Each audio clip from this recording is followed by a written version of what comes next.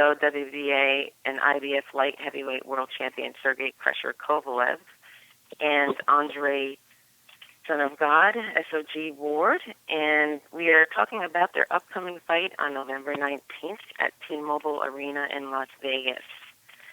This event is going to be produced and distributed live by HBO pay-per-view beginning 9 p.m. ET and 6 p.m. PT. The fight is titled Pound for Pound, and it is presented by Main Event, Rock Nation Sports, Crusher Promotions, and Andre Ward Promotions, and it's sponsored by MGM Grand Hotel and Casino. I know you waited a long time, so I will just go ahead and introduce everybody that is going to be on this call and available for questions and answering when we begin that. First, I'll introduce to you Kathy Duva, the CEO of Main Event. Kathy, would you like to say a few words? Hello, everyone. Welcome. We are now, I can't believe it, just a week and a half away from the most exciting, most compelling, most competitive fight of 2016 and probably the last 2 or 3 years while we're at it. And we are just beside ourselves here. We're exhausted. We've been working so hard, but it is a good exhaustion. It's a great feeling. And I can't compliment the fighters enough for stepping up and making boxing what it's supposed to be, what it used to be, a sport that involves people competing in fights where we don't know the outcome. It's a 50-50 fight, and we're starting to feel the buzz and excitement. So I want to thank you all for participating today, and we hope to see you all in Las Vegas very soon. Thanks. And now, Sergey Crusher Kovalev, would you like to say hello to the media and any words? Hello, everybody. Glad to be here. Short and sweet. And Agus Klimas is also with us. He is Sergey's manager and a great man. And Agus, would you like to say hello? I just wanted to say hello to everybody. I wanted to thank Sergey Kovalev making this appearance to the fight and bringing us to this level, because he's the man and he's the one who brought us here, and he's the reason we're here on the line. So I just wanted to thank Sergey, and I want to just to welcome everybody to this phone call. Thank you very much. Thanks. And we also have with us John David Jackson, who is Sergey's trainer. John, would you like to say some words? Hello. Yes, hello. I just want to thank everybody for being there, participating in this phone call. It's a wonderful event to attend. So all the fans come out and watch this fight. Great fight, two very good fighters, and it's definitely a fight for the fans to see. So just thank everybody for participating. Great. If anyone needs an electronic press kit, you can email me at ehaley@mainevents.com, and I'll get that over to you. And now, without any further delay, I will let Allie open up the Q&A. She will explain what you need to do in order to get into the Q&A and ask some questions. Thank you. We will now begin the question and answer session. If you have a question, please press star, then 1 on your touch-tone phone. If you wish to be removed from the queue, please press the pound sign or the hash key. If you are using a speakerphone, you may need to pick up the handset first before pressing the number. Once again, if you have a question, press star and 1 on your touch-tone phone.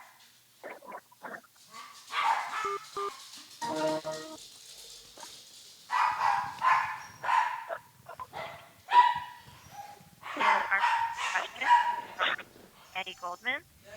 Eddie, your line is open. Thank you very much. Hello, everybody. First question for Sergey. Sergey, everybody knows the records of you and Andre Ward. Do you consider Andre Ward to be the best fighter that you've ever faced? We'll find out this November 19th, I don't know, yes. But I think so, yes. Andre Ward is somebody, I'm sure you've watched a lot of his fights, who's described himself as a chameleon. Sometimes he'll brawl, sometimes he'll box. What do you expect him to do in this fight, and how are you prepared for his different strategy? I don't have any different strategy, My strategy is just the one, any cost to get next. He's right now on my way to my goals and to my dreams, and I cannot to give him to do this, I should to do my job and follow for my goals and for my dreams. I must to destroy him. Okay. Thank you. And our next question comes from Robert Morales. Robert, your line is open. Thank you. Sergey, I'm wondering, Andre Ward is different from any other fighters. So have you done anything different in training than you usually do to prepare for Andre? Why I should do something change if what I did before gave me success, and I follow for my same training camp as usually before, and it should be give me great steps for November 19th. Okay, thanks. Good luck. Thank you very much. Thank you. And our next question comes from Salvador Rodriguez. Salvador, your line is open. Hello, this is Salvador Rodriguez from ESPN Deportes. I just want to ask Sergey Kovalev if he believes that this is the fight that gave us the first place in the pound-by-pound ranking. Ты думаешь, что этот бой тебя переведет номер один pound-for-pound боксером? I don't think about what will be after the fight, because I have a focus. My whole attention has a focus right now on this fight, and to work what I should to do inside the ring. But what will be after, we'll see after the fight. It's already another thing. Yeah. What is your expectation about the style of war? Is more like a wrestling fight or more like a war? Do you know that if war goes to the war, he has a less chance to defeat you? Как ты думаешь, твой бой, если вор больше пойдет как на войну, знаешь, как бы вор и какие-то фамилии, как ты сам это видишь? Of course, this fight is opportunity for both of us, to show for boxing world who is the best pound for pound. And I'm sure that he will be to do to do everything to get victory over me, and same as me, it's gonna be it's gonna be a war between us, who is the best boxer and who is the best athlete. Finally, for your trainer, Mr. Jackson. How do you train right now to Sergey Kovalev to get patient in the ring and not make mistakes with a guy like Andre Ward? Это вопрос для меня? No, это John David Jackson. Okay.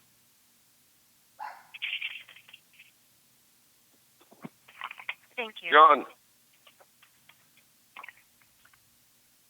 And as a reminder, if you do have a question for Sergey, Kathy... Yeah, what was the question again? Good morning, John. Good morning. That question for me. Salvador, repeat your question. Yeah. He did drop off. Okay, so let's go to the next one, Allie. The next question comes from Gail Falkenthal. Gail, your line is open. Good afternoon, everybody. Sergey, we know you are a very physically talented boxer. What do you think makes you the more mentally tough boxer in this fight? I think so that this is the most thing for me, like a mentally fight. We're not going.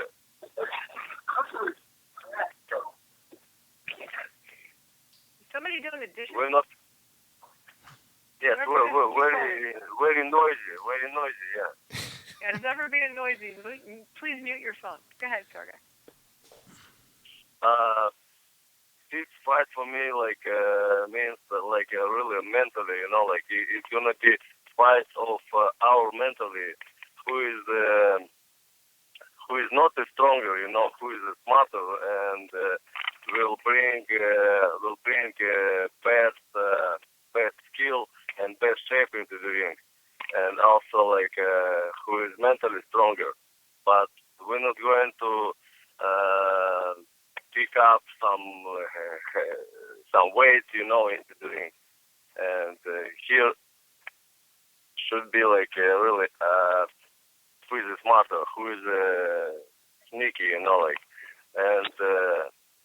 it is goal, But if will happen to knock him out, it will be bonus for boxing fans and for me myself. Thank you, Sergey. Kathy and John, I'd love you to answer that question as well from your viewpoint. I'm sorry, can you repeat the question? I was familiar. Sure. And the question was, it's clear both these men are in tremendous physical shape and skilled, but the question was what makes Sergey the more mentally tough fighter? I think Sergey I've seen Sergey demonstrate his mental toughness time and time again. He has faced more adversity in his life than most fighters have ever even contemplated. And I'm aware that Ward has also faced adversity, but I've never heard Sergey talk about how boxing is a sacrifice. I've never heard him use language like that, where we frequently hear from Ward about how hard it is. Sergey's attitude toward boxing has always been like, oh, wow, this is this great opportunity. I'm so happy I'm doing it.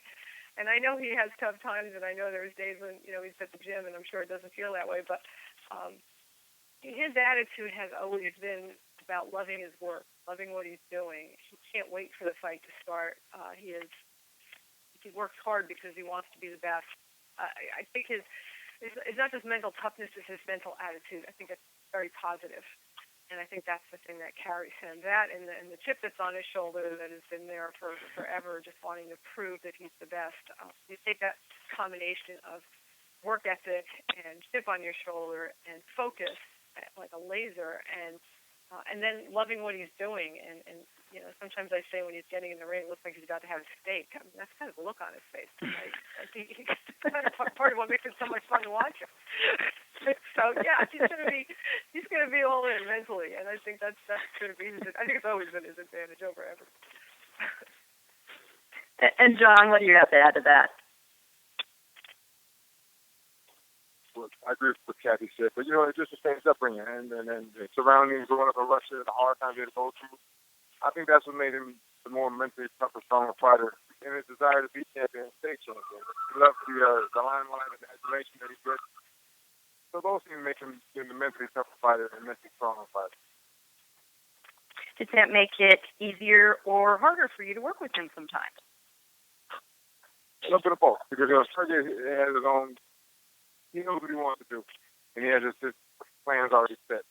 So what I do is I have to work on what he wants to do, because he's a fighter. And in the ring, he knows what he wants to do, as all fighters should want to know and do what they want to do. So for me, it can be hard sometimes. His mindset is set on one thing, but I make it a little bit easier because I allow him to do what he wants to do, and I just work off what he wants to do, which makes him a better fighter. Because he already knows what he wants to do. So hey, why not let him do that and just create some more things and make it easier for him to do his job. Thank you all very much. Thank you. And our next question comes from Dan Raphael. Dan, your line is open. Thank you very much. Hello, everybody.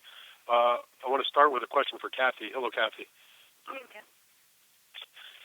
Kovalev has been with you now at main events for about 4.5 years. And when you first saw him, and then after, I guess you watched one fight, and then you guys made a deal to sign him, can you just describe your thoughts about going from the time where you first saw him and nobody was really that interested in signing Sergey to the point where you are now, where he is an undefeated, unified world champion? He is considered one of the top, 3 or 4 fighters in the entire sport, and he's on the verge of being involved in, one of the biggest and best fights of 2016. It's been not that long of a road, but I'm not sure you could have imagined from that moment in Bethlehem, Pennsylvania, to now that it would come to this. Can you just give me your thoughts about that trail to get here? From the moment I saw him in Bethlehem, I immediately imagined him being the best fighter in his division. I thought it at that second, and I remember Russell Peltz running up to me saying, "Who wouldn't you put this guy in with?" And I said, "I can't think of anyone." So that's not such a stretch. But to be to the point where we are now talking about becoming that number one in the world. Not just top of his division, top of boxing. This is the dream, And main events has worked with some tremendous fighters. We've had some incredible runs. For the most part, those really big names were guys who came with Olympic medals, and nobody was surprised when they succeeded. To take Sergey from the point where nobody, even in Russia, knew who he was, where he'd never been given a leg up by anybody, where nobody wanted to even look at him, to take him to where he is today, I have to say, I couldn't. We at Main Events couldn't do that with just anybody, but when the person came along with the skill and the drive and the desire to do it, it was the perfect marriage for us of Sergey's in-show abilities and talents and Main Events ability to go out there and know exactly what to do to move a person. So this is kind of the opportunity I had been waiting for a very, very long time to kind of prove myself. Prove my staff, prove my company that we were, still there, could do this, and I guess we gave Sergey the opportunity to prove what he could do. So it was a beautiful thing, and meant to be. It's kind of, Kathy, like the opposite of Ward. When Ward came into the professional ranks, he was an Olympic gold medalist from the United States, had the big signing bonus. This was expected by him, not by Ward. Do you think that you talk about, I heard you mention about how you hear Andre talk about the sacrifice in boxing, whereas Sergey's opinion is that, what a great opportunity this is. Do you think that perspective, that where Andre comes from, that this was expected of him from day one, whereas for Sergey, he expected it of himself, but it came as a surprise to basically everybody else. Do you think there's something to that? Yeah, I think there is. I think you make a good point. Even when it comes to the job of, making this event work and promoting it, Sergey has taken the attitude from the start. This is my job. This is my opportunity. I'm not going to have any regrets when it's over. I'm going to have done everything I had to do. I think we worked really hard to manage that load for him so it doesn't interfere with his training. I think from the brief time I've worked with Ward, the attitude's different. It's not, hey, I'm really happy you're all paying attention to me. It's sort of like, okay, we'll make a list of what we'll do. We are approaching this from 2 very different places. There is no doubt. And I think when it's always come to you, and there were people standing there with cameras and lights, from the very start, of course, there's a natural tendency to kind of, maybe recoil from it a little bit. Sergey's running toward the light here, and sometimes I know it's not fun or exciting for him to do that, and I know how hard he has worked, and I appreciate it probably more than anybody in the world how hard he has worked to become that star, that fan-friendly star that people want to see and know, and it shows. And he has a very, very different attitude towards this. Yeah, to him, this isn't a chore. This is an opportunity. Well, I'd like to ask Sergey about that also. Hello, Sergey. Hi. Sergey, when you were coming up and you were, at Don Turner's camp in North Carolina, and Agus was bringing you from fight to fight in different places, and you had no idea if you were going to ever get, the opportunity to show off your talents to a wider audience. and to get to the point where you are now, 4.5 years later, to be in a huge fight like this against Ward as an undefeated champion, on a worldwide stage. I asked Kathy about, how she thought, if you could get to this point. What were your own expectations, and how did it go for you in your mind to get from where you were back, pounding it with Don Turner and Egis around the country to now where you're in this big fight? Can you describe the challenges that you face and if you're surprised at all that you're here? Ты можешь... Ты понял, да? Ну, говори. Ну, он спрашивает, говорит, когда ты начинал там в Норт-Каролайне с Дон Турнером, и у тебя как вот это все сложилось на сегодняшний день, то есть это твое зрелище, вот как ты на сегодняшний день вот это все видишь, когда это все начиналось и когда есть сейчас? Ага. Yeah, I'm very surprised myself.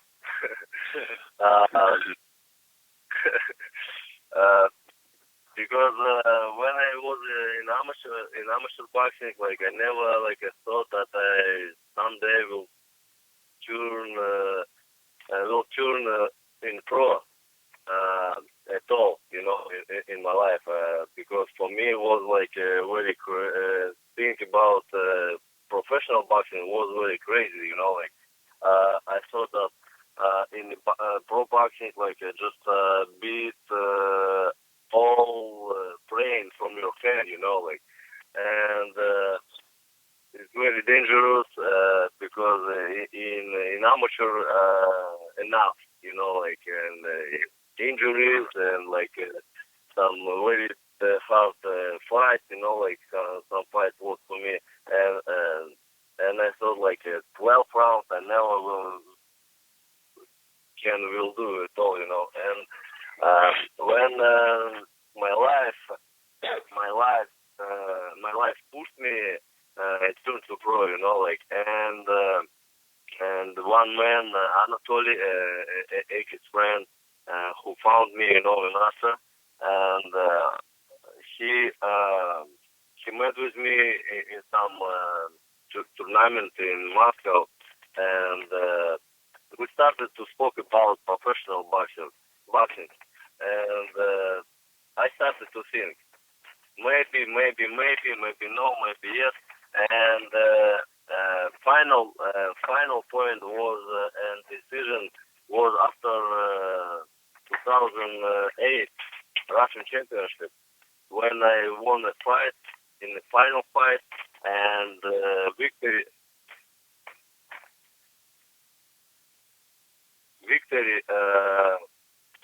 gave to my opponent, could somebody start to move something, please?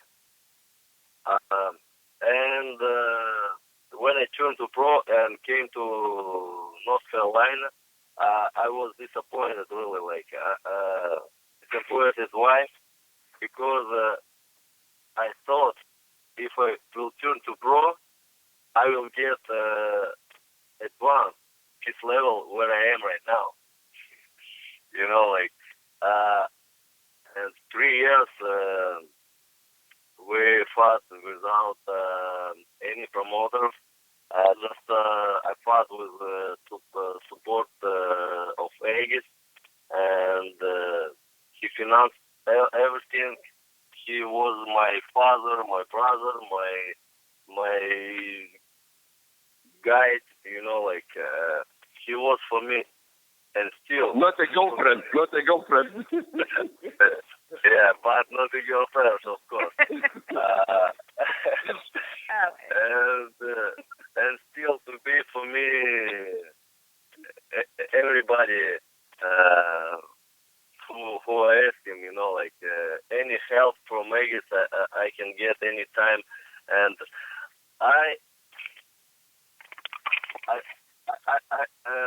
when I fought maybe 15, 16 fights, and I already started to think that, come on, I should to start to boxing and come back to Russia, and to do something, and get money, some another way. but not boxing because like already 3 years, like 15 fights, 16 fights even, and no money, like no promoter, like no any future for me in the boxing, like. And when I chose to when I fought in Russia, like 2011, and after the fight, tragedy fight against Roman Simakov, and I stay in Russia, like for maybe for 2-3 months. I already don't remember, but I almost decided that probably not will go to America because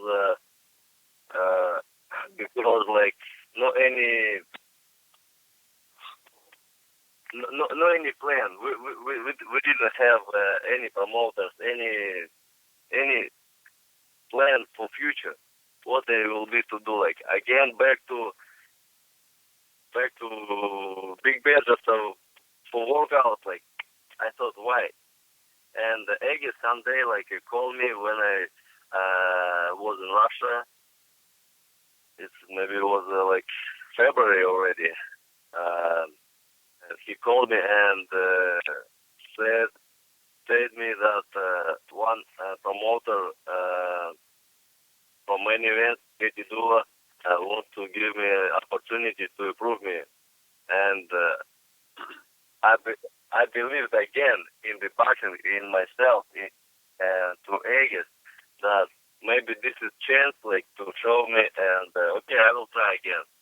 And I tried, and we fought Darnell Boone, second part, and after this we signed contract with Katie Do and many West promotion. Aegis, that was a great answer, Sergey. Thank you very much. Yes, Dan.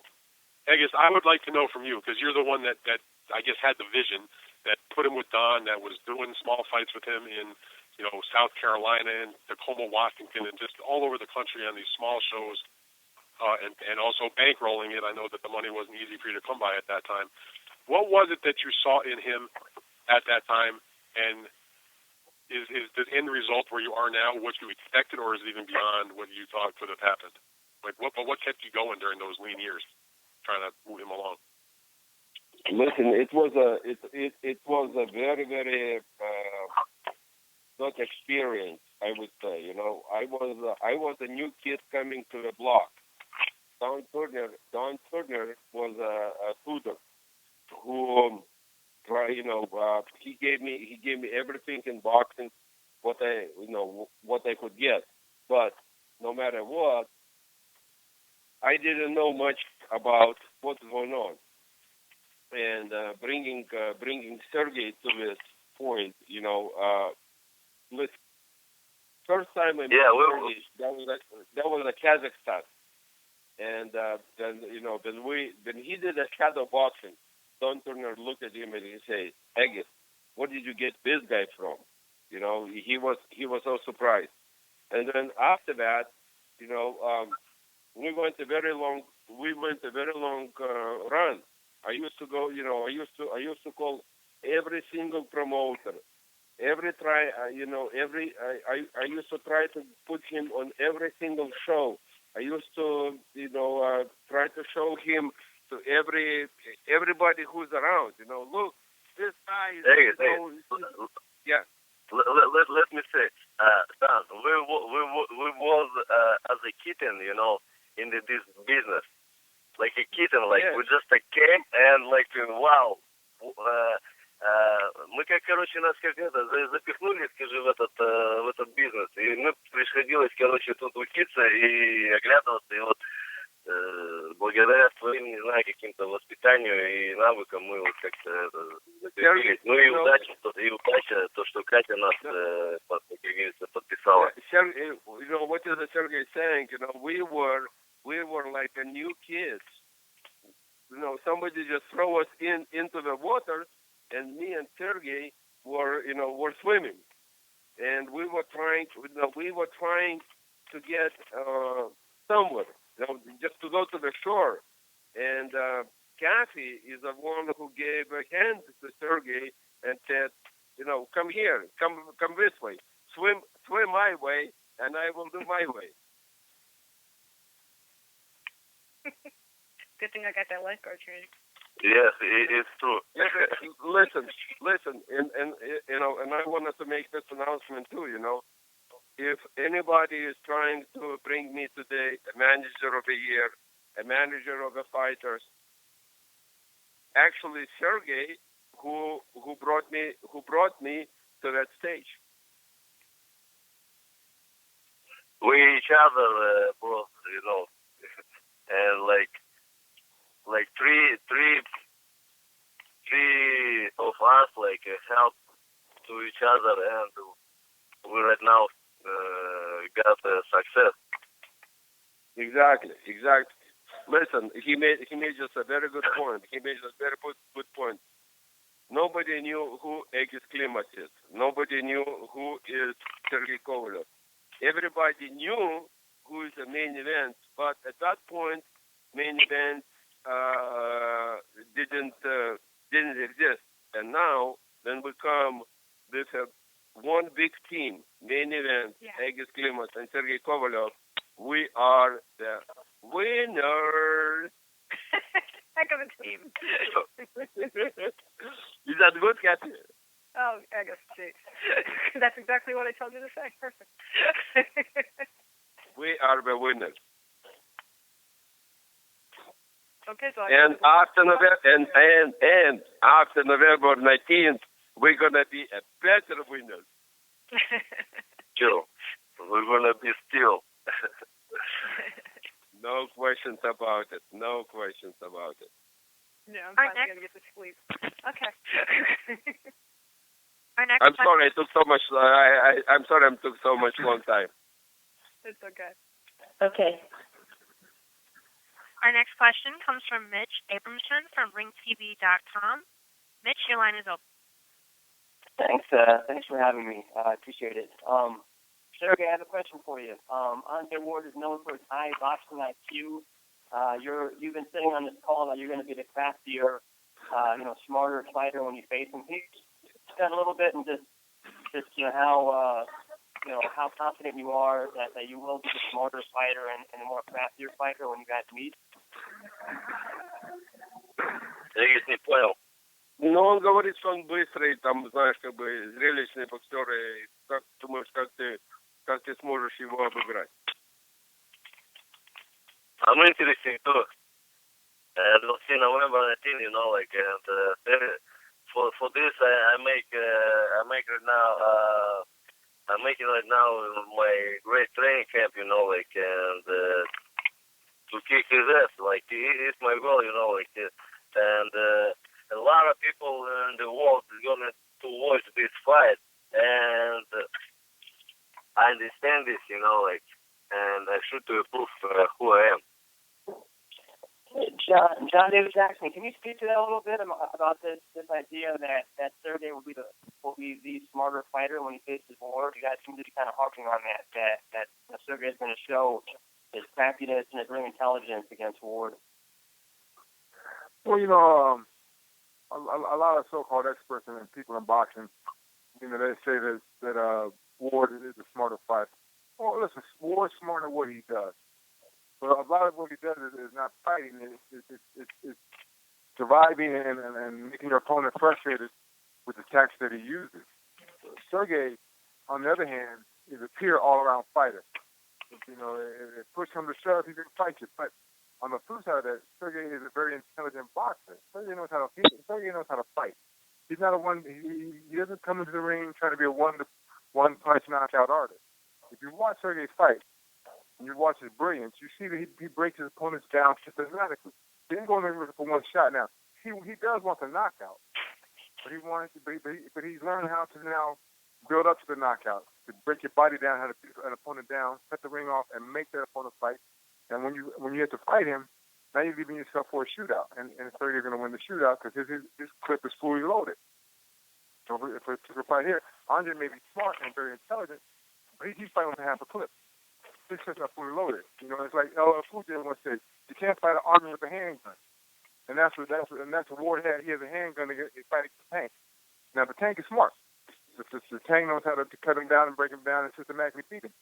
So for those that don't realize how smart and intelligent that Sergey is in the ring, on November 19th they're going to find out. And John, that's go ahead. Yeah, I'm sorry, John. Have you guys been stressing? Yeah, have you guys been stressing though, just having more patience and just I guess fighting smarter in this fight because it is Ward and Ward is a guy that is a very patient fighter and is a very crafty guy. Well, I think Sergey realized that on his own by himself, and so we work off of that. Yes, Ward is patient and he's very crafty, but see, here's the problem.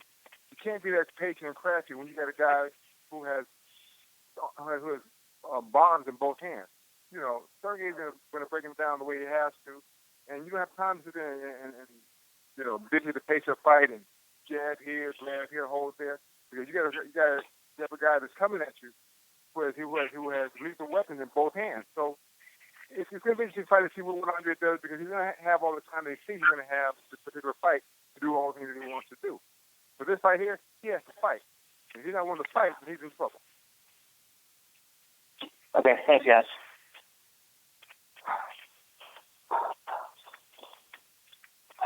Thank you. And our next question comes from Jason Gonzalez from MaxBoxing.com. Jason, your line is open. Thank you, Conley. Good afternoon, everyone. I have two questions, one for John David Jackson and the other for Sergey Kovalev. John, considering that Andre Ward moved up in weight from 168, he did fight the Olympics at light heavyweight.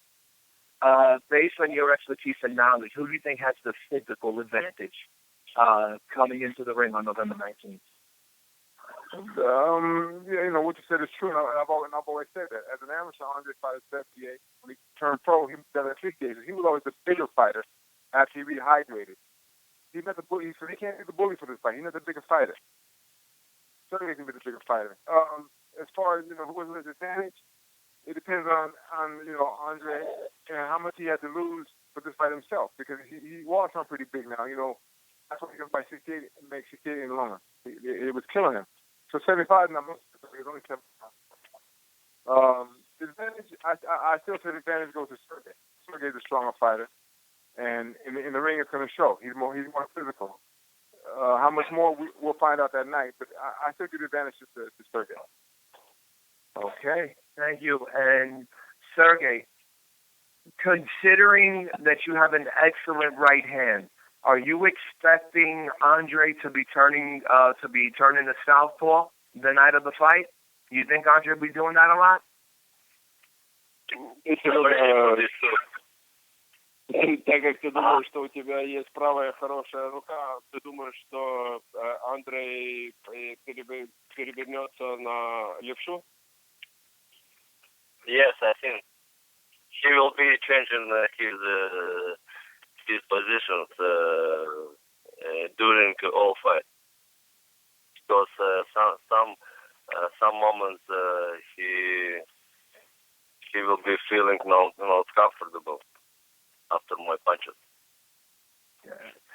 Based on watching Andre, his career, it seems like he turns to southpaw when he has his opponent frustrated. What do you think about that? And John, if you want to comment on that too, that'd be cool. Он говорит, что он часто переворачивается в левшу, смотря на его, и его соперники всегда не очень хорошо принимают это. Как ты это видишь? I know the one thing that I should be ready for everything what he will offer into the ring. I understand this, and I understand more than only changing this technique, southpaw, right, or orthodox. It's my goal right now for what I do in the boxing, the training camp, to be ready for everything what he will offer. And John, you got anything to comment on that?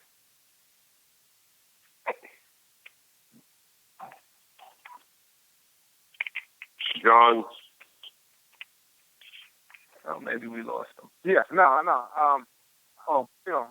Ward may turn southpaw, but once he starts getting hit by Sergey, I think he'll go to southpaw less and less. His comfort zone was the right-handed stance. And, if you look at Sergey's career, he's done well against southpaw. So, Ward can change the southpaw if he wants to. Okay. Gentlemen, thank you, and looking forward to it. Can't wait. Thank you. Thank you. And our next question comes from Samuel Rosenberg from Boxing Channel TV. Samuel, your line is open. All right, thanks for having me. I'm really looking forward to this fight, guys. My first question is for Kathy. Kathy, I was wondering what you would compare this fight to historically, since you've been promoting around boxing for so long. I'm just curious if you can compare it to anything, really, and why. Well, I guess the easiest comparison would be to the first time two undefeated fighters fought for pound supremacy. And that was, we were involved when it was Meldrick Taylor versus Julio Cesar Chavez Sr. And that was, main events promoted Meldrick Taylor, so we have been here before. We have also, of course, been involved in a lot of major fights involving people like Evander Holyfield and Lennox Lewis and Arturo Gatti and Pernell Whitaker and on and on and on. But I have to say, this is the first time where we've taken a guy who didn't, we talked about this earlier, who didn't come out with an Olympic medal, who didn't come out with the heralded amateur career, because Sergey did indeed have an amateur career where he clearly learned a lot. But the first time we've taken someone who nobody expected to this level of achievement, and for that we were really proud and really happy, and this makes it a different kind of excitement for us. I think, as Dan pointed out earlier about fighters like Andre Ward, they're expected to succeed at this level. It's a lot more fun when nobody expects you to do it. So we're having a lot of fun. Right, from the ground up, I hear you. I can say more, excuse me, that everybody in the world want to see that somebody will kick my ass, right? But it's not it's not until I still life. It's not happening. It's not happening. Yeah, right. And it depends who you ask, though, Sergey. Some people don't want to see that, No, some people want to see you kick his ass. Believe me. Right. That's what I'm saying. No. Believe me, a lot of haters around me. I believe. And believe me, yes. And a lot of haters wish me to lose. And I hear this from some people, but it's new motivation for me. I really like to disappoint these people. Right. I'm sure you do, and a lot of people like seeing it. Well, my next question is actually for John. John, I'm curious if you can go back to the Bernard Hopkins fight and tell us more about the game plan, what the game plan was, and why it worked against Bernard. Well, first of all, Bernard, he's an old fighter. And even though he said he was an alien, he was execution and all that, bottom line, he's an old fighter. And you had to treat him like a fighter. You had to make him work. You had to make him do things that he didn't want to do to get him out of the comfort zone. And, again, a good jabber would always beat Bernard. He had trouble guys at the jab. So I knew Sergey has an excellent, wonderful jab. We had to use the jab to offset Bernard's trickery. That was the difference between the Bernard fight. Bernard he was very well schooled. He understood the game. He was just older. He couldn't do things that he once did. It's easier for us. Right. All right. Well, hey, thank you, everybody. I look forward to the fight a lot and seeing y'all.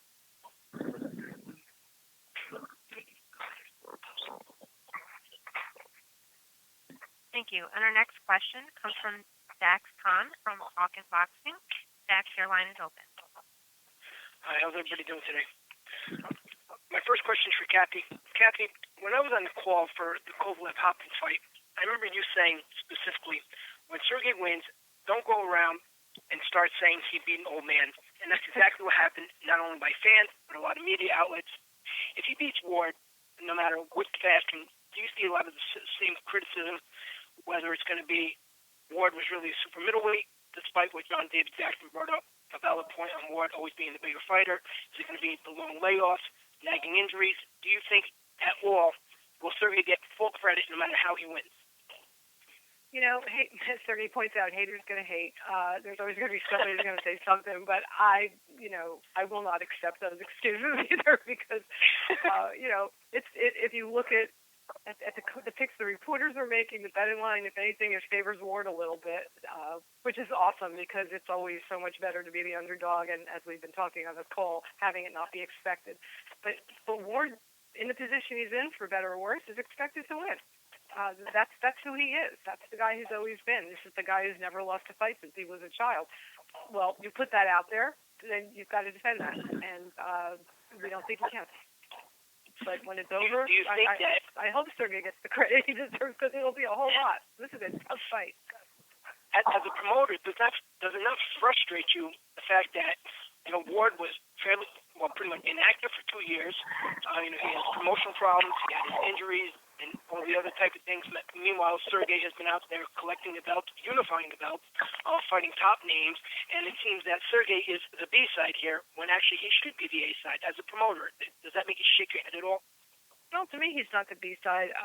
His name is first on the poster. He does have the world titles. And, I think that designation of A and B-side, it's an unfortunate thing in many cases. There certainly are fights like that, but when you have two guys and we can argue all night over who's going to win, there's no A-side and there's no B-side. We have two great fighters fighting each other. Sergey holds the title right now. Ward has held the title in the past. Ward is a legendary fighter. Sergey is trying to become one. They're at little different points in their legacy aspects of their careers, but nevertheless, this is the fight we wanted. There was no frustration on our side. The only frustration was that we wanted to do it sooner. But we had to wait, and so we did. And Ward has had his fights that he needed, and no excuses. This is in my mind, again, there are fights that defy that A-side, B-side description, and I think this is one of them. Thank you. My next question is for John David Jackson. John, we all know how hard Sergey hits. We all know, as you stated before, how Andre Ward can adapt, how he frustrates opponents.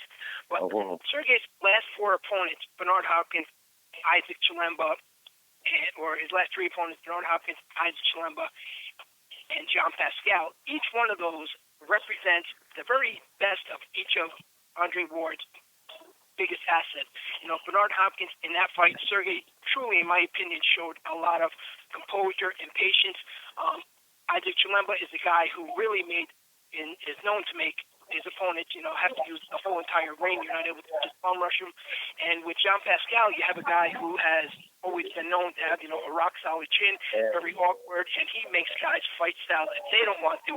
Do you actually think, outside the gym, that these 3 opponents actually pretty much built Sergey up, preparing him for this fight before the fight was even signed?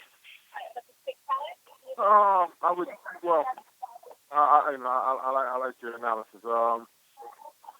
To a degree, maybe, but listen, Sergey. What people don't realize is Sergey can fight almost against any style. He's very intelligent in the ring. He knows how to eventually solve the fighter's defensive mechanisms or whatever. So those 3 fights have helped him prepare for this fight. I think that Sergey would have found a way to solve the riddle of Andre Ward. Andre can be a little more difficult because he can try to be a little more invasive. That's the only thing that I see that's going to be different. Bernard was more intelligent in the ring. I think Pascal had more power. And so I think those 2 fighters helped him prepare his way for this fight here. Ward's is going to be a little bit more craftier and try to be more basic, and that's what we have to work on, and that's what we have worked on. He's not going to be offensively a big problem. I mean, if he does, then guess what? He's rolling the dice, and he's aiming. If you're going to engage and exchange, then you leave yourself vulnerable and wide open for shots. And I don't think he's going to do that, especially once he gets hit by Sergey. But I think from an evasive standpoint, you're going to try to be very evasive and try to avoid all the see the difference in the fight? How evasive can he be? And if he's real evasive, that means he's not fighting. So how can you win a fight if you're just an evasive fighter? He has to stand and fight eventually.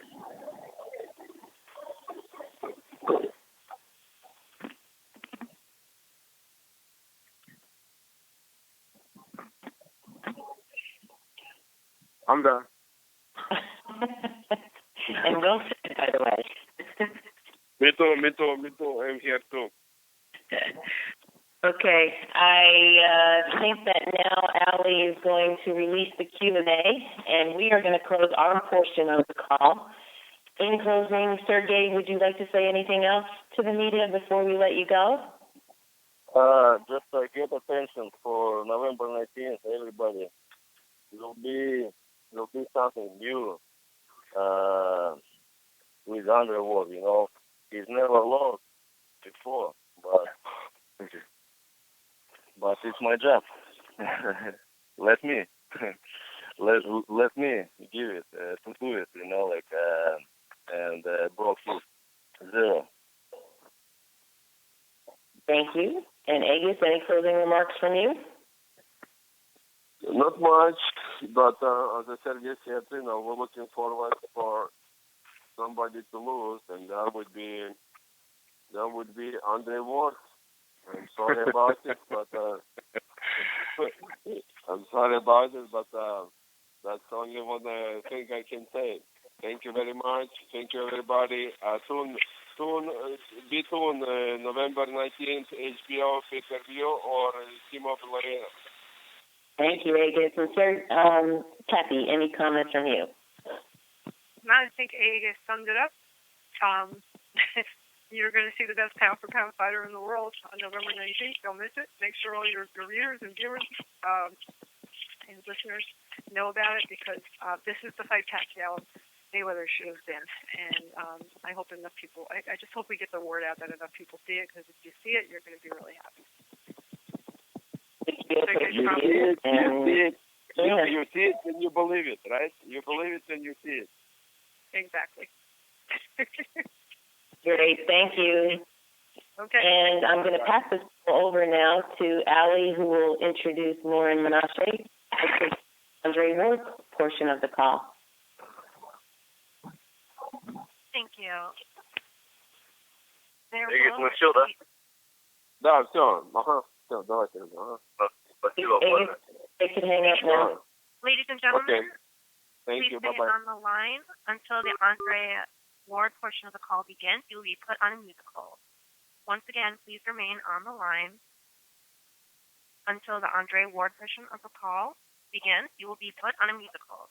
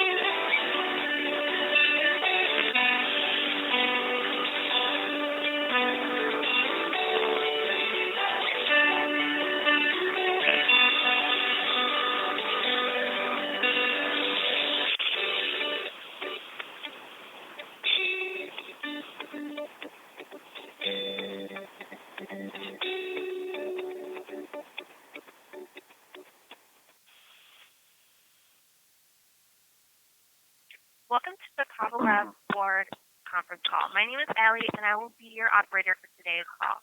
At this time, all participants are in a listen-only mode. Later, we will conduct a question and answer session. Please note that this conference is being recorded.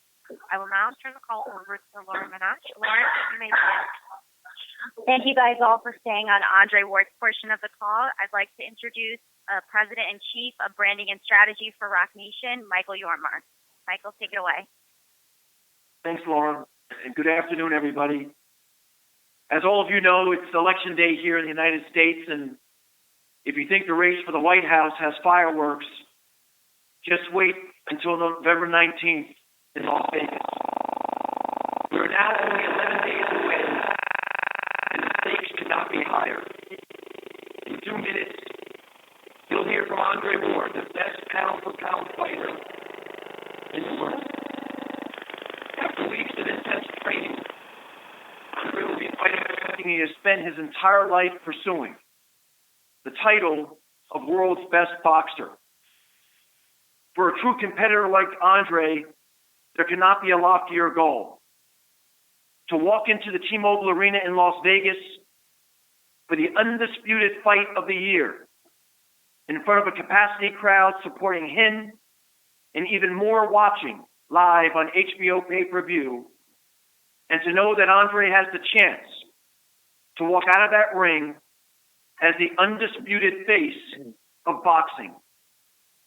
In doing so, another chapter will be written in one of the world's most storied rivalries, not just in boxing, but in virtually every competitive arena there is. It is a battle of world superpowers, a matchup of styles as well as beliefs, a collision of two fighters and two cultures, as well as two fan bases. On November 19th, I have no doubt that Andre will win a decisive victory over a worthy challenger in Sergey Kovalev and the title of pound-for-pound king. But before we hear from Andre today, I want to take the opportunity to thank some of the people that have made this global event a reality. Our chairman, Jay-Z, and the president of Rock Nation Sports, Juan Perez, James Prince and Josh Dubin, as well as Virgil Hunter from Team Ward. The entire team at Rock Nation Sports, including Dino Duva, Josh Roy, Eric Botcher, Caitlin Wickwire, and Sarah Flynn. Kathy Duva and her team at Main Events. Peter Nelson and Tony Walker and HBO for bringing this fight to a global audience. Richard Sturm and the MGM for hosting this event at the new and spectacular T-Mobile Arena in Las Vegas. I also want to thank our fight partners, Corona Extra, Monster Products, Jet Lux, and Zappos for supporting the fight and helping to promote and market the event over the past few months. And in addition, I'd also like to mention Andre Ward's partners for November 19th, including ProSups, Lyft, Monster Products, Body Armor, and Jet Lux, as well as his long-standing partners, the Jordan brand, Power Hands, and Shoe Palace. And now, it's time to hear from the hardest working and best trained boxer in the world today. A man whose commitment to excellence and being the best are surpassed only by his commitment to his family and his community. A man whose passion, work ethic, and pure determination are representative of the Bay Area community from which he hails. It is my pleasure to introduce the best pound-for-pound fighter in the world, the face of the light heavyweight division, and an athlete that Rock Nation Sports is proud to represent. With a record of 30-0 with 15 KOs, a man who hasn't lost a fight since the age of 12, from Oakland, California, Andre S.O.G. Ward. Thank you, Michael. I don't have much to say in the onset. I'm just thankful for everybody who came together to put this together. Everybody who's been working tirelessly to keep this fight moving as it should in terms of the promotion. Everybody on my team is, working tirelessly to get me ready, and I am ready. And I'm excited that this fight is less than 2 weeks away, and I'm ready to, answer any questions. Thank you. We will now begin the question and answer session. If you have a question, please press star, then 1 on your touchtone phone. If you're using a speakerphone, you may need to pick up the handset first before pressing the numbers. Once again, if you have a question, please press star, then 1 on your touchtone phone.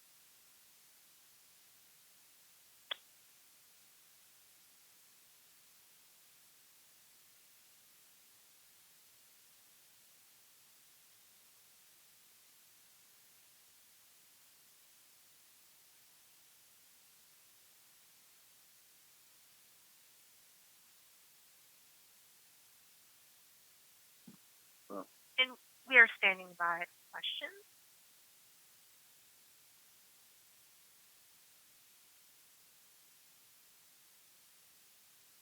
Once more, if you do have a question, please press star, then 1 on your touchtone phone.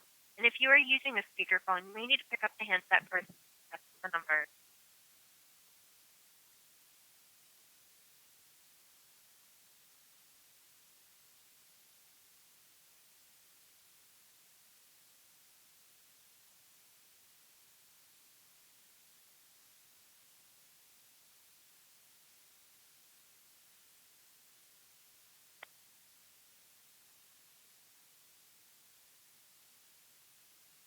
And our first question comes from Ryan McQuinana from KNBR 680 San Francisco. Ryan, your line is open.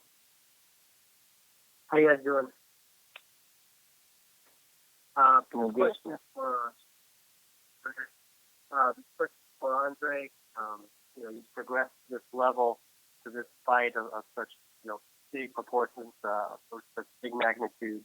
How does this compare with, say, your Olympic gold medal fight, or maybe the fight with Crotch or the fight with Doss? I mean, all big fights where there was obviously a build up to. How does this compare in terms of the way that you mentally approached it?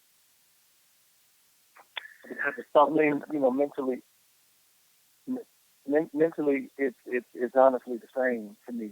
Obviously, there's a lot at stake, a different challenge, moving up in weight,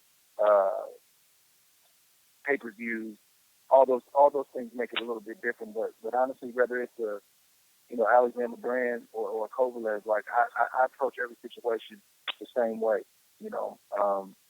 I wouldn't be able to get to this level and stay at this level if I, checked in and checked out mentally. So, the intensity is the same dedication. It's the same work. I mean, it's about, for me, it's about trying to be the best.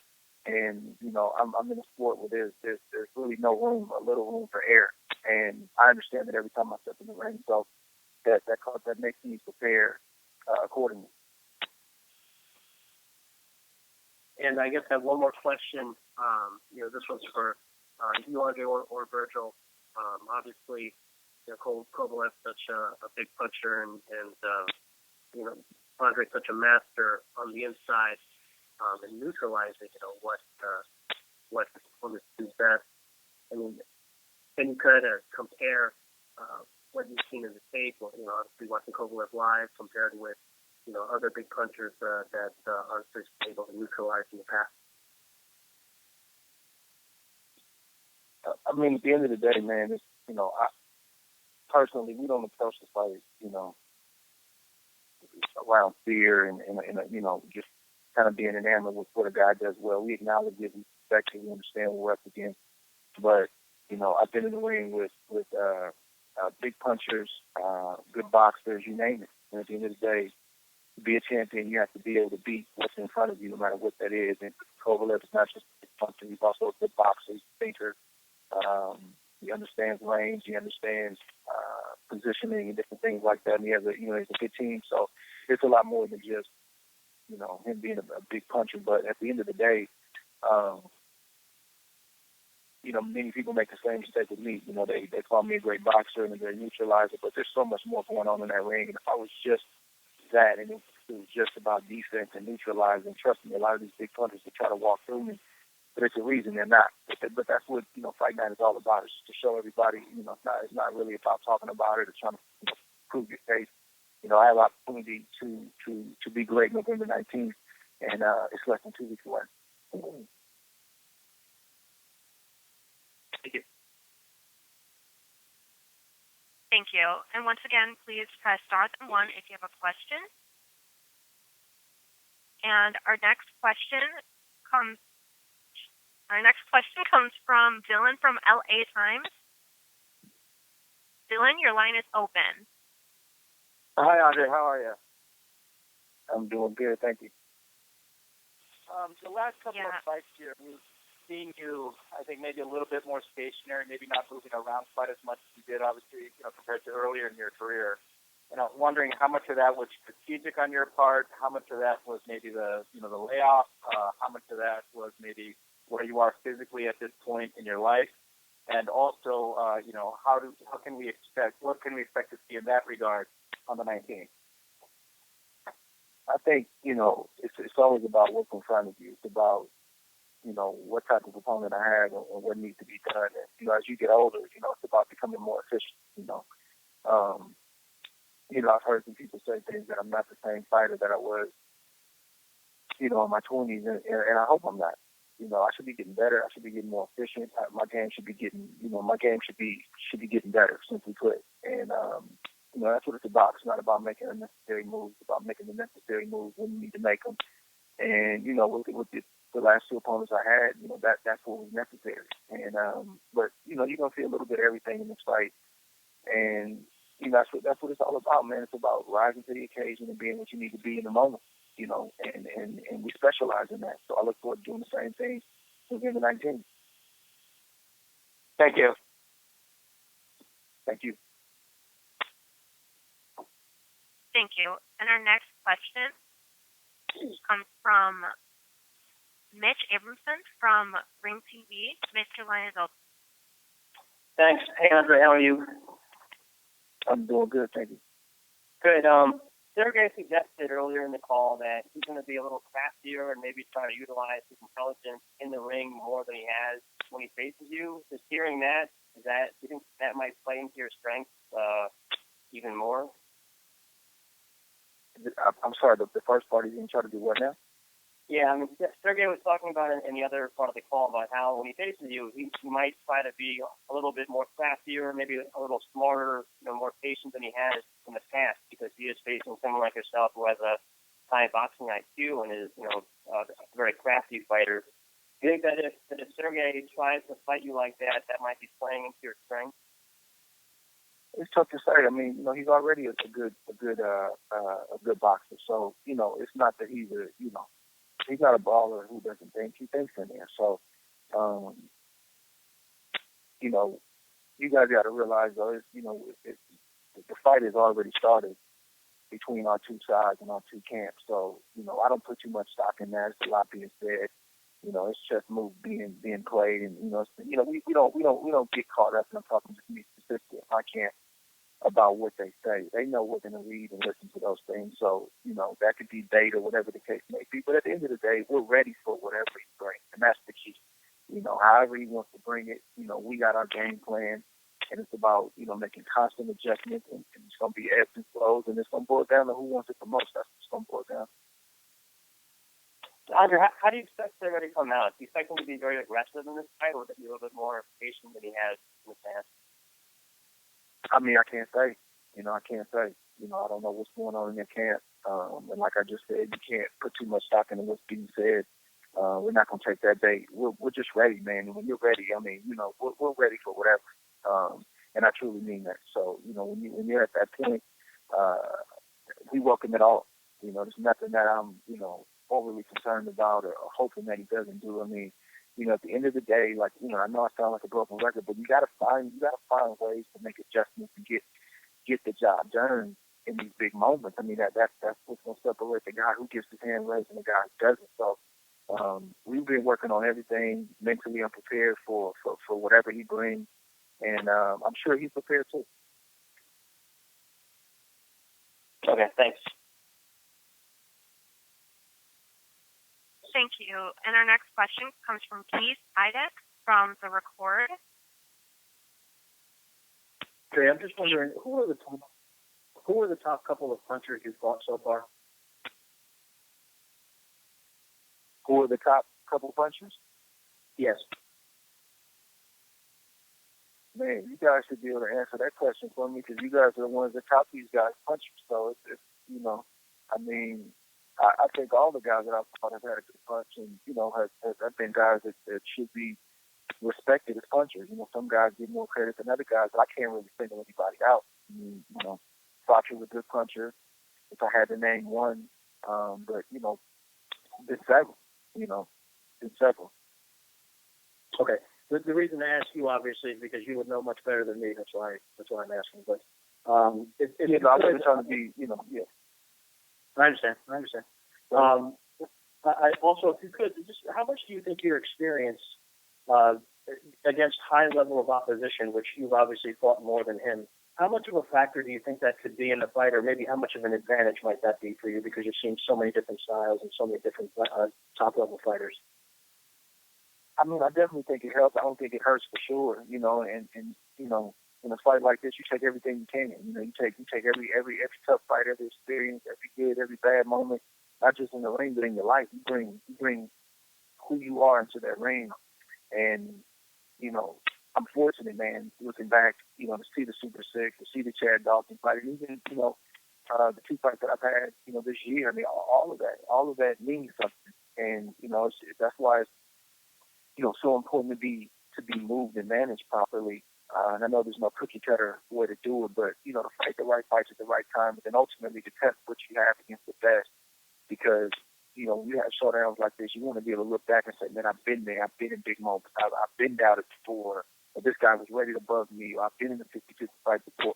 And I can point back to all those things and say that we've been there, we've had those moments, and we've been fortunate to prevail. And so that obviously, you know, has me going into this fight well prepared. I know you can't sit around and worry about this kind of stuff and probably don't all that much, but do you think the winner of this fight is the number one pound-for-pound fighter in boxing? It's hard to say definitively, but I think it would be really, really hard to argue against it. And I think just based on both of our resumes and based on the fact that we both are willing to step up and fight at this stage in our career. We're both 30 and 0. We both have a lot to gain and a lot to lose. And, you know, I think, personally, that the winner of this fight should be pound for pound number one. Thanks for your hard time. to argue against that. Thank you. Thank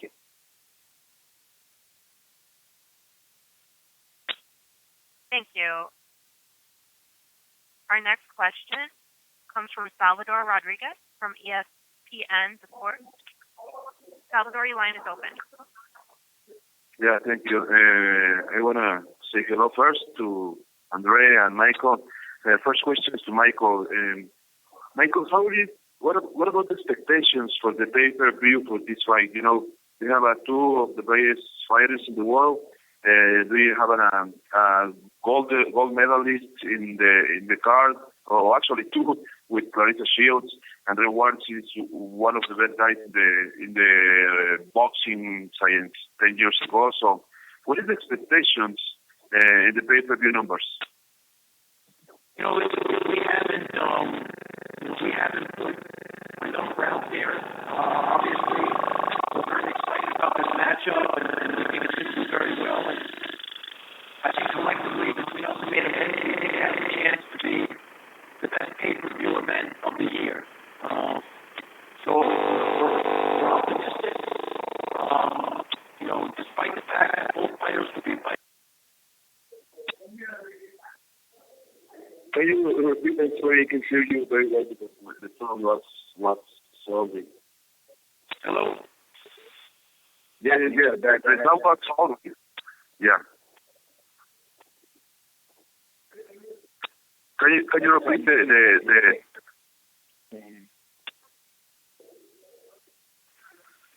Michael, are you still on?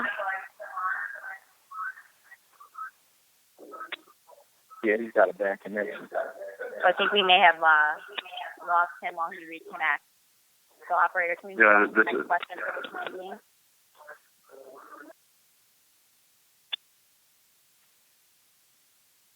Thank you. And our next question comes from Karen Tate from Boxing.com. Karen, your line is open. Thank you. Andre, great to talk to you today. Thank you for taking the time. I just have a couple questions for you. Some people imply that when you fight, you generally play it kind of safe. But to me, it looks like you're usually applying a lot of pressure, whether you're fighting on the inside or the outside. And it seems like you're often ahead of your opponent mentally as well. Would you say that's accurate?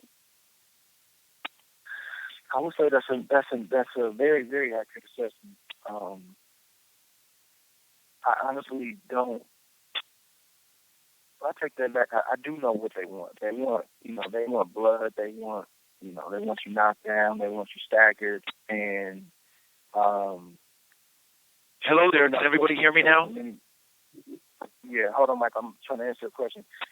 Okay. I've studied this sport for many, many years, and you go back and look at old footage of Roy Jones. You go back and look at old footage of Bernard Hopkins. You go back and look at old interviews and old footage of Floyd Mayweather, and even obviously currently with Floyd because he's still he's retired, but somewhat active in the last few years. It's the same kind of things that were said, and those three guys are legends. Those three guys are Hall of Famers, and you just can't worry about it. You understand that some people look at it, and you understand that some people won't, but you have to do what you have to do, and that's what it boils down to. Some people won't like it, and again, some people will.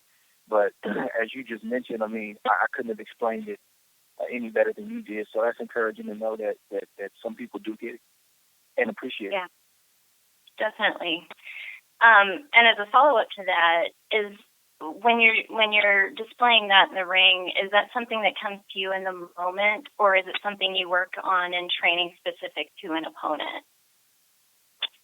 I think it's a little bit of both. Some of who you are, a lot of who you are is who you are. It's who you've been, all these years, and that's kind of set. But then I think what separates, fighters a lot of times is who can make the adjustments, and those adjustments start in the gym. One thing I love about my coach is he's not enamored with what I do well. He acknowledges it, but he's more concerned. He starts where he feels I can be beat. He starts where he feels I'm susceptible to get hit, or something can happen.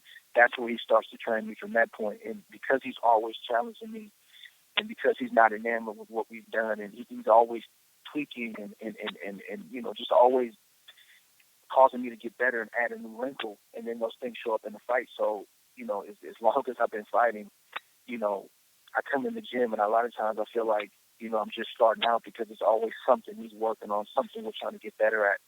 And then again, they show up when you need them, if you put the time in. Yeah, that definitely makes sense. Thank you so much, Andre. I really appreciate that. Thank you. I appreciate it. Welcome. Virgil, are you on the line as well? Virgil couldn't join us today. Thank you. And once again, if you do have a question, please press star, then 1 on your touch-tone phone. Michael, do you want to repeat your answer to the last question? Yeah, I mean, just very quickly, we're very optimistic about the pay-per-view numbers. We've got two great fighters. This is a 50-50 fight, the biggest fight of the year, and arguably on paper, the biggest fight of the last decade.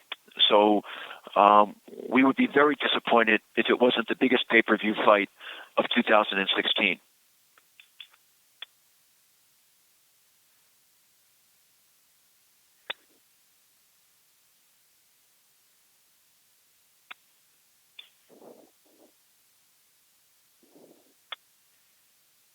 Thank you. And once more, if you do have a question, please press star, then one on your touch-tone phone. And our next question comes from Eddie Golden from No Holds Barred. Eddie, your line is open. Thank you very much.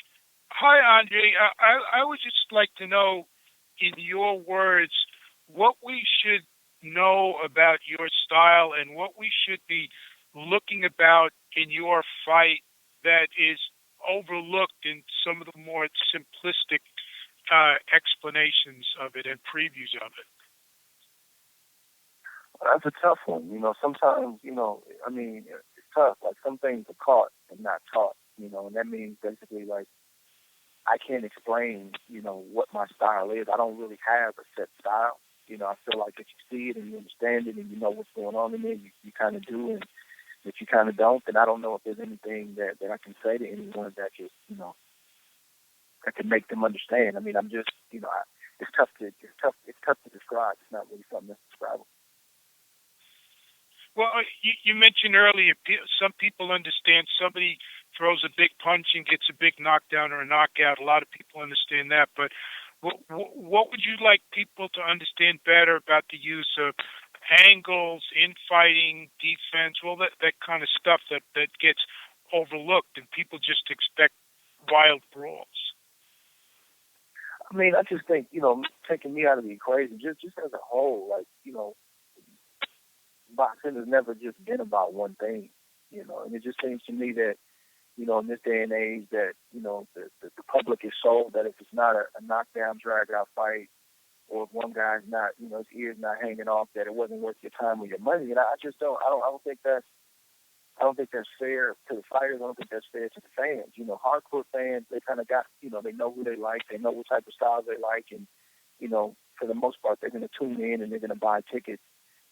But, the casual fans, I feel like that turns the casual fan off when they're not being educated on what they're looking at, or if they're reading things that, that are always ripping one type of style, one type of fighter. Now, it's one thing if a guy is just completely reluctant, doesn't want to throw, it's clear that he doesn't want to be in the ring. But if a guy has a particular style where he has nuances, sometimes he fights, sometimes he boxes, whatever the case may be, I feel like, the general public should just be educated on what they're looking at.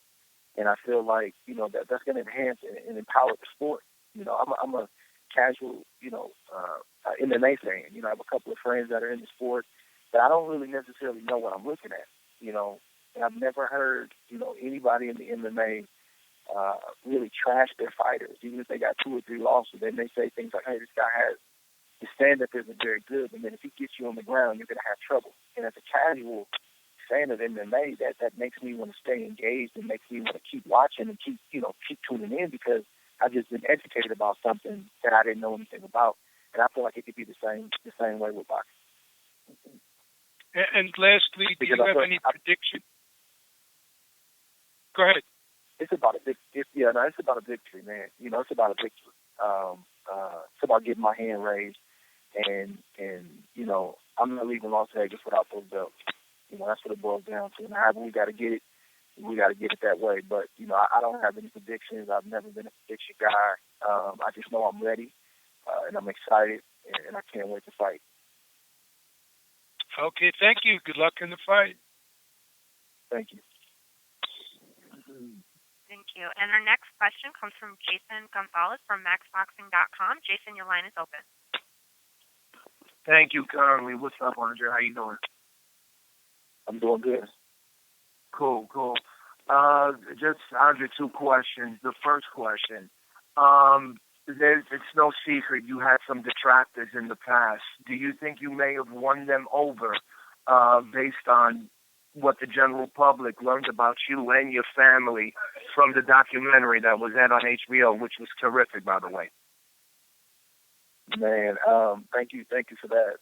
It's a real vulnerable moment. I haven't talked about that at all, really, for a lot of reasons. But I appreciate that. But in terms of, listen, if anybody read, heard about my story and became a supporter, or previously was a detractor and became a fan or supporter, then I welcome that. I'm appreciative of that. I've done that where I generally knew about a guy, but then heard a story and became a big fan, I mean, Dak Prescott is a perfect example. Like I'm not a Dallas Cowboys fan by any means, but I admire his talent on the field. But then I heard his story. I truly became a supporter and somebody who appreciates what he's come from. So I appreciate that, but by no means am I trying to necessarily win anybody over. I mean, the detractors are there, man, and they're going to be there. And they're there for different reasons, and it's okay. Everybody doesn't have to like you or appreciate you. But I am thankful, man, and appreciative of my story in some kind of way, touch somebody. That's a good thing. Cool. Now the second question, Andre. Back in 2012, when Floyd was retired and you had fought Chad Dawson and got the victory, a lot of the pundits was looking at you as the best fighter pound for pound.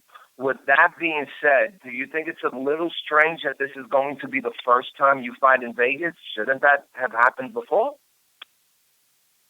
I mean, I definitely tried to make it happen. And being close to Vegas, in theory, I feel like it should have happened. But and I've also always wanted to fight in New York City, at Madison Square Garden or the Barclays.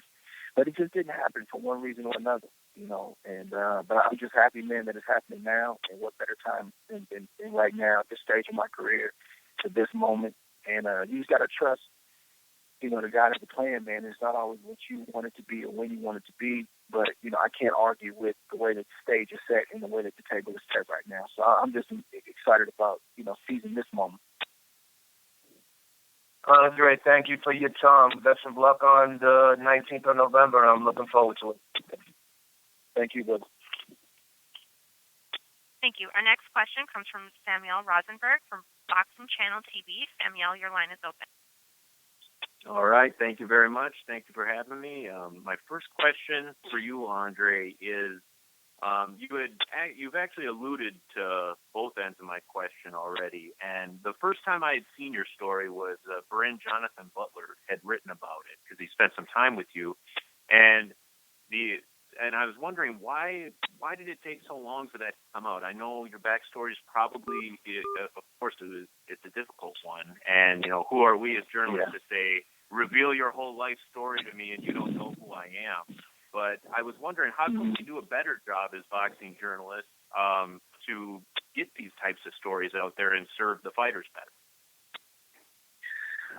That's a great question. Bryn was he's a great guy, by the way, for Undefeated. It's the first time I really, really, really opened up about it. And the HBO piece that everybody just saw was the first time I think I've been on camera talking about, my story in detail. I think I probably mentioned some things here and there, but I mean, from my standpoint, I'm a private person, number one. But number two, I've always wanted to respect my mom and dad, and my dad didn't die in attic. My mother, she's doing well right now, and I've always seen the rags to riches, kid that came from the ghetto, and I just didn't want to come into the game with that type of story and with that, type of thing preceding me. I wanted to be about who I was as a person, about my talent, about my ability. And then I felt like, at the right time, I'd start to open up about it. It took 12 years. I've been a professional almost 12 years. But what kind of got me going was I just started to feel discontent with myself. I felt like, my supporters and my fans, they know me and they understand part of my story, but I thought it was just important just to kind of pull back the curtain and let them know, look, it wasn't, it hasn't always been easy, and just hoping that somebody, can relate to hopefully what I've gone through in some kind of way and gain some inspiration and some encouragement from the end, to relate to it and humanize you a little bit more, because I'm so much more than just a fighter. I've overcome so much more than what the public has seen, in the ring. I've overcome a lot in life, and that speaks to, my faith and just all these different things that people wonder about sometimes.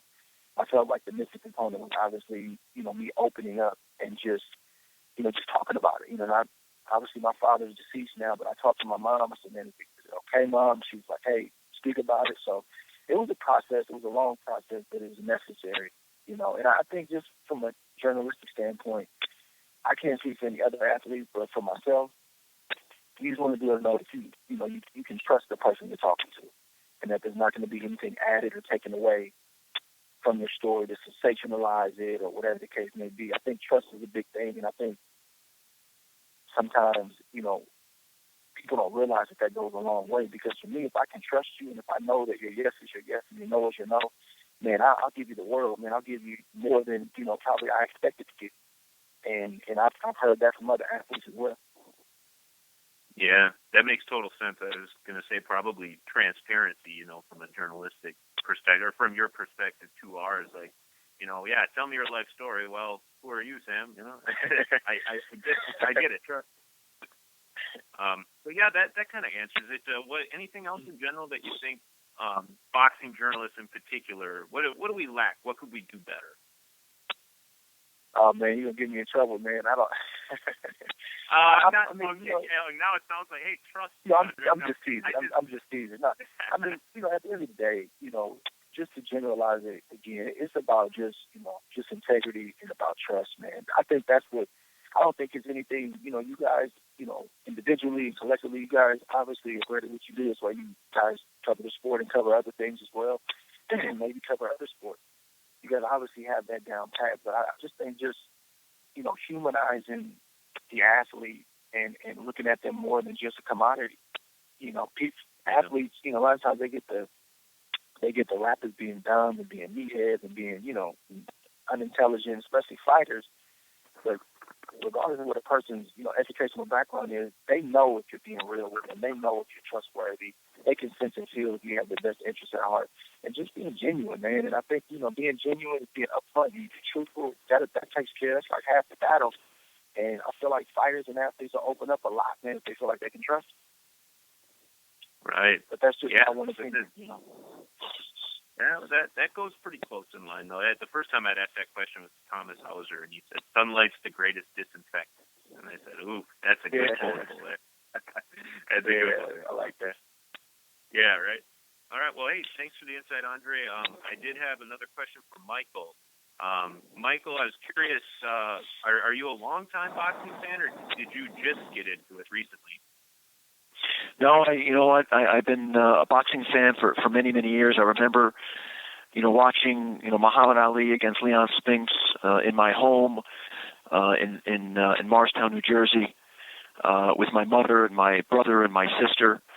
When I got out of graduate school, I actually did an internship at Madison Square Garden Boxing and worked for Bobby Goodman, who, as you know, worked for Don King for many, many years as a matchmaker. So, boxing has been a passion of mine for many, many years. And when I joined Rock Nation, 3 years ago, we had just gotten into the sport. So, obviously, it was a great opportunity for me to embrace a sport that I've watched very, very closely for many, many years. And, we've been very fortunate now to work with some great fighters, namely Andre and Miguel Cotto and others. And it's really just been an incredible thrill for us.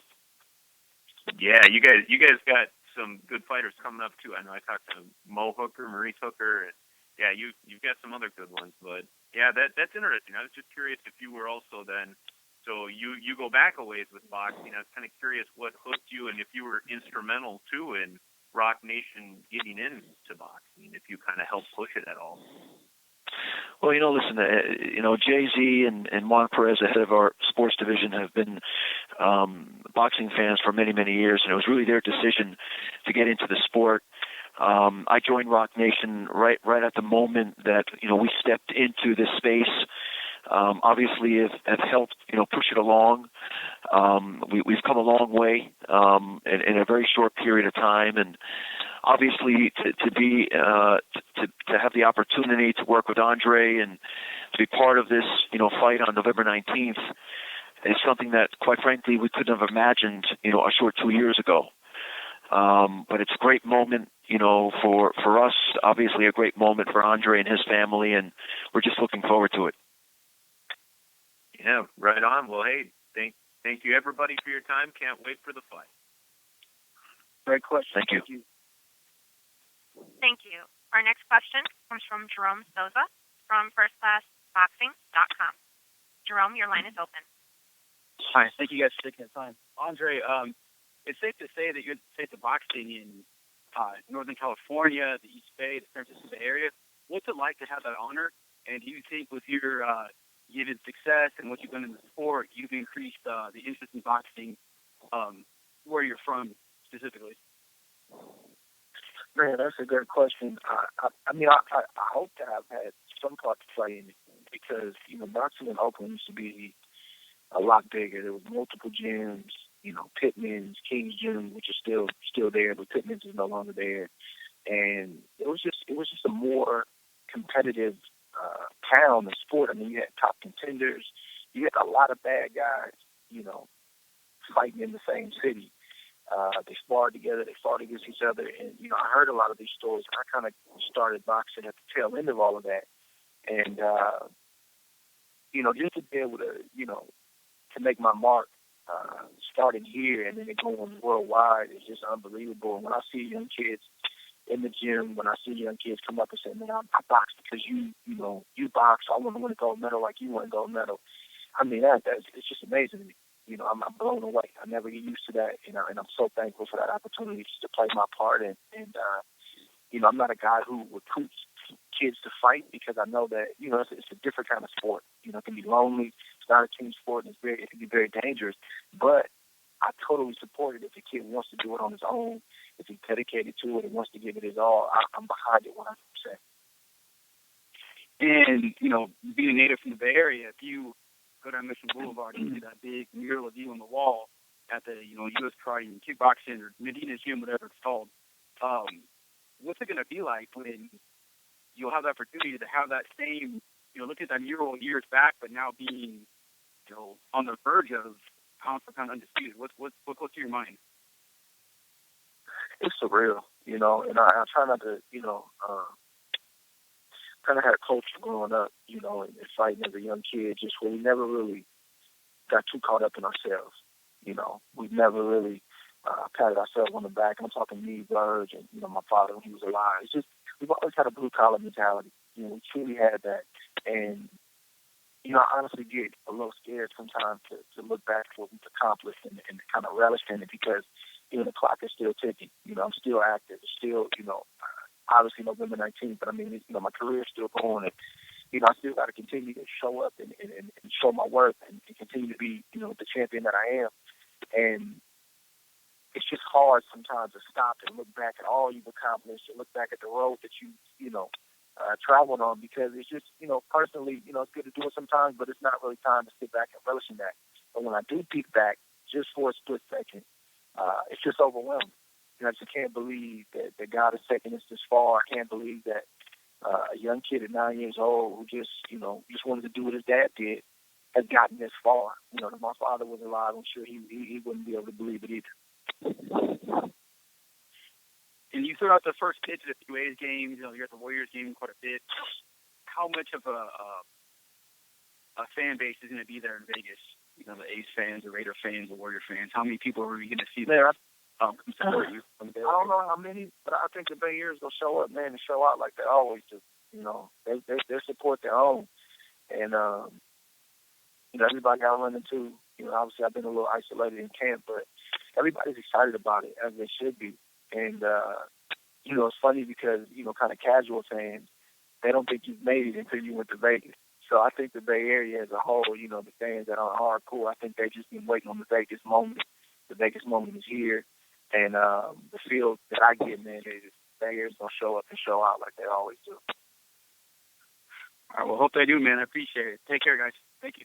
Thank you. Thank you all for joining the call today. Andre or Michael, do you have any closing statements? Andre, why don't you go first? Man, I'm ready. Just quote me on that. I'm ready. I'm excited. Tune in to watch this fight. It's worth every dollar. It's worth every dollar if you pay to come see it. It's worth your time. You won't be disappointed. This is Michael. I'm going to go back to my old hockey days and quote the late Herb Brooks back in 1980 when the United States beat Russia for the gold medal in the Olympics. Herb said, "Great moments are born from great opportunities." And when I think about November 19th, This is just a tremendous opportunity for Andre to prove why he is the best of the best and one of the greatest fighters of all time. And, you know, we at Rock Nation are so excited for him and his family. We know there's going to be a sellout crowd. We expect a huge HBO pay-per-view audience. As I said earlier, this is, without question, the fight of the year and arguably one of the biggest fights of the last decade. It's been 19 years since two fighters ranked in the top 5 pound-for-pound fighters in the world, undefeated in their prime, have gotten into the ring together to do battle. And on November 19th, you're going to see that again for the first time in 19 years. So, as Andre said, he's ready. I'm ready to embrace him after he collects those 3 belts. And we can't wait till November 19th. And we hope that everybody will tune in on HBO pay-per-view. Those people that are fortunate enough to make the trip to Vegas, get there safely. And we appreciate everybody's support today and everybody's time today. So thank you so much.